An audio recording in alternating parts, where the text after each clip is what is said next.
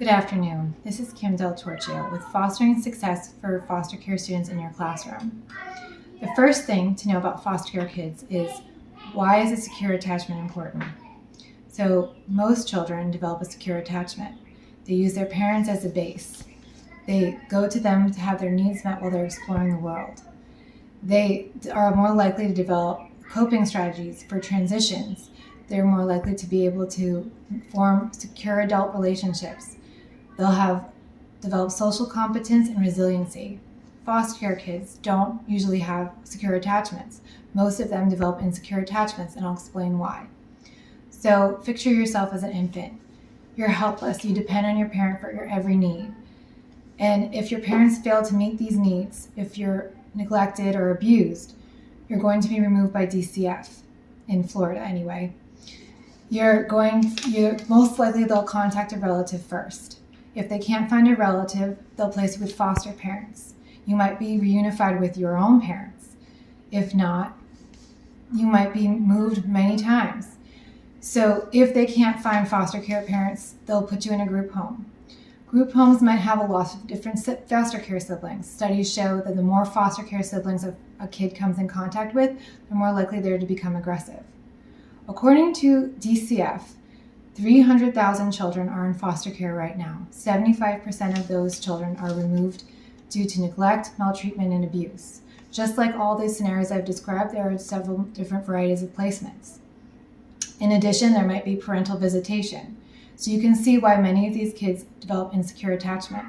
What does insecure attachment mean for development? For cognitive development, most kids with insecure attachment have less gray matter in their brains. They also have a lower language ability associated with the cognitive development. Socially, they're more likely to have trouble connecting to peers. They're going to develop less coping strategies. They're not going to have that resiliency I mentioned with secure attachment. Emotionally, they're going to have trouble handling their emotions. They're going to have ACEs, which are called adverse childhood experiences. Adverse ACEs are also associated with ADHD and other diagnoses that make it difficult to perform in school. So what are the challenges of an insecure attachment and foster care kids face at school? The challenges are they have difficulty focusing. They're more likely to cause disruptions. They're more likely to have challenging behaviors. They're more likely to be labeled ESE. They need consistency. They need routine. They need connection. They need coping strategies. So what are you going to do? You're going to create a plan. The first step, you're going to form a connection. You're going to reach out to their foster care parents and find out whatever history you can. The more you know about these kids and what they've been through, the more likely you're going to be able to develop a relationship, to get them to trust you. So trust and relationships are important in education no matter the kid. You can learn something that might be their favorite thing, something that's positive that they can focus on when they're upset. The next thing you're going to do is you're going to create a routine. What's one routine in your classroom that they can learn? Something that they know what to expect when they walk in. Even a kid that's a senior in high school is going to be benefited from having a routine. Even if it's just, where do they put their backpack when they come into your classroom? Could be, how do they do group work in your class? It might be different, and it might be a written thing for an older kid. It might be a picture for a younger kid.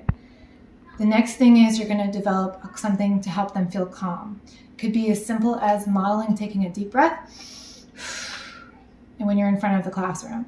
It could be 2 positive choices so they feel like they have control. So why does this matter? According to the U.S. Department of Education, there are 400,000 foster care kids in schools right now. Many of those kids are in danger of dropping out of school, of never making it beyond with a diploma. Many of those kids are emancipated without ever being adopted, and you are the key. You are making the difference between staying in school and finishing their degree and dropping out.